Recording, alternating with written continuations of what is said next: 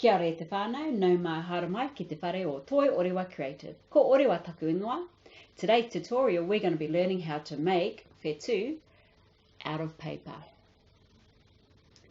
Ngā whetū pepa o matariki. So these are going to be stars for matariki.